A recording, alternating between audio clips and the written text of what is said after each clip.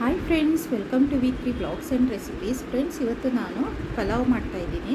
ಇದು ಫಸ್ಟಿಗೆ ಕುಕ್ಕರ್ನ ಇಟ್ಕೊಂಡು 2-3 ಚಮಚ ಎಣ್ಣೆ ಹಾಕ್ಕೊಂಡು ಗರಂ ಮಸಾಲ ಹೋಲ್ ಸ್ಪೈಸಸ್ನ ಹಾಕ್ಕೊಂಡು 2 ಈರುಳ್ಳಿ 2 ಟೊಮೆಟೊನ ಸಣ್ಣದಾಗಿ ಹೆಚ್ಚಿ ಫ್ರೈ ಮಾಡ್ಕೊಳ್ತಾ ಇದ್ದೀನಿ.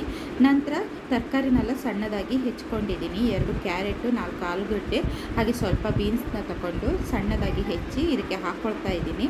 ಇದು ಸ್ವಲ್ಪ ಫ್ರೈ ಆಗಬೇಕು. ಇದು ಚೆನ್ನಾಗಿ ಫ್ರೈ ಆದ ನಂತರ ನಾವು ಒಂದು ಮಿಕ್ಸಿ ಜಾರನ್ನ ತಗೊಳ್ಬೇಕು. ಮಿಕ್ಸಿ ಜಾರನ್ನ ತಗೊಂಡು ಅದಕ್ಕೆ ಸ್ವಲ್ಪ ಮೊಸರನ್ನು ಹಾಕ್ಕೊಳ್ಬೇಕು.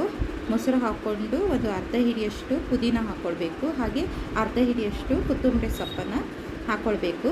ನಂತರ ಇದಕ್ಕೆ ಒಂದು 4 ಹಸಿಮೆಣಸನ್ನು ಹಾಕಬೇಕು. ಹಾಗೆ ಒಂದು 4 ಎಸಳು ಬೆಳ್ಳುಳ್ಳಿನ ಹಾಕ್ಕೊಳ್ತಾ ಇದ್ದೀನಿ. ಹಾಗೆ ಒಂದು ಸಣ್ಣ ತುಂಡು ಶುಂಠಿನ ಹಾಕ್ಕೊಳ್ತಾ ಇದ್ದೀನಿ. ಹಾಗೆ ರುಚಿಗೆ ತಕ್ಕಷ್ಟು ಉಪ್ಪನ್ನು ಹಾಕ್ಕೊಂಡು ಇದನ್ನ ಗ್ರೈಂಡ್ ಮಾಡಬೇಕು, ನುಣ್ಣಗೆ ರುಬ್ಕೊಳ್ಬೇಕು. ನಂತರ ಇಲ್ಲಿ ಬಟಾಣಿನ ನಾನಿಲ್ಲಿ ರಾತ್ರಿನೇ ನೆನೆ ಹಾಕಿ ಇಟ್ಕೊಂಡಿದ್ದೀನಿ. ಅದನ್ನು ಇವಾಗ ತೊಳೆದು ಹಾಕ್ಕೊಳ್ತಿದ್ದೀನಿ.